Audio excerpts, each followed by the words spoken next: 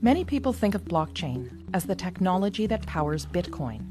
While this was its original purpose, blockchain is capable of so much more.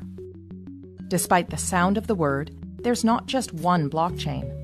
Blockchain is shorthand for a whole suite of distributed ledger technologies that can be programmed to record and track anything of value, from financial transactions to medical records or even land titles.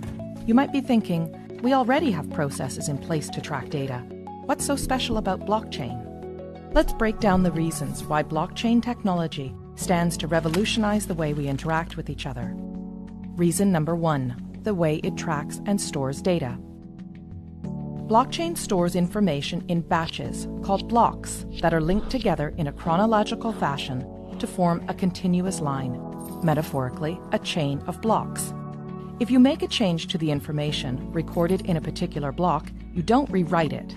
Instead, the change is stored in a new block, showing that X changed to Y at a particular date and time. Sound familiar? That's because blockchain is based on the centuries-old method of the general financial ledger. It's a non-destructive way to track data changes over time. Here's one example.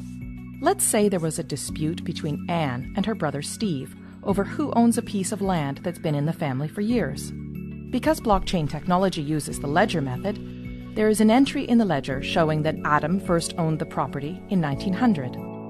When Adam sold the property to Dave in 1930, a new entry was made in the ledger, and so on. Every change of ownership of this property is represented by a new entry in the ledger, right up until Anne bought it from their father in 2007. Anne is the current owner, and we can see that history in the ledger. Now, here's where things get really interesting. Unlike the age-old ledger method, originally a book, then a database file stored on a single system, blockchain was designed to be decentralized and distributed across a large network of computers. This decentralizing of information reduces the ability for data tampering and brings us to the second factor that makes blockchain unique. It creates trust in the data. Before a block can be added to the chain, a few things have to happen. First, a cryptographic puzzle must be solved, thus creating the block. The computer that solves the puzzle shares the solution to all of the other computers on the network. This is called proof of work. The network will then verify this proof of work, and if correct, the block will be added to the chain. The combination of these complex math puzzles and verification by many computers ensures that we can trust each and every block on the chain. Because the network does the trust building for us, we now have the opportunity to interact directly with our data in real time. And that brings us to the third reason blockchain technology is such a game changer: no more intermediaries. Currently, when doing business with one another, we don't show the other person our financial or business records. Instead, we rely on trusted intermediaries, such as a bank or lawyer, to view our records and keep that information confidential. These intermediaries build trust between the parties and are able to verify, for example, that, yes, Anne is the rightful owner of this land.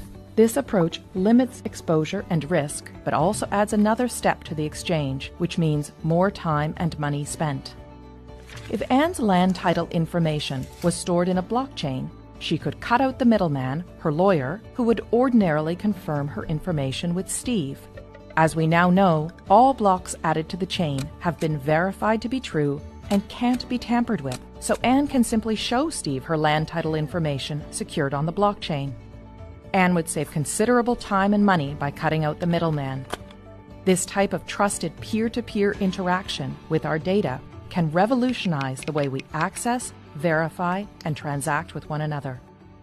And because blockchain is a type of technology and not a single network, it can be implemented in many different ways. Some blockchains can be completely public and open to everyone to view and access. Others can be closed to a select group of authorized users, such as your company, a group of banks, or government agencies. And there are hybrid public-private blockchains too. In some, those with private access can see all the data, while the public can see only selections. In others, everyone can see all the data, but only some people have access to add new data. A government, for example, could use a hybrid system to record the boundaries of Anne's property and the fact that she owns it while keeping her personal information private. Or it could allow everyone to view property records but reserve to itself the exclusive right to update them. It is the combination of all these factors, decentralizing of the data, building trust in the data, and allowing us to interact directly with one another and the data, that gives blockchain technology the potential to underpin many of the ways we interact with one another. But, much like the rise of the Internet, this technology will bring with it all kinds of complex policy questions around governance, international law, security, and economics. Here at the Centre for International Governance Innovation, we seek to bring trusted research that will equip policymakers with the information they need to advance blockchain innovations, enabling economies to flourish in this new digital economy. Learn more about our work on blockchain technology by visiting our website and social media channels.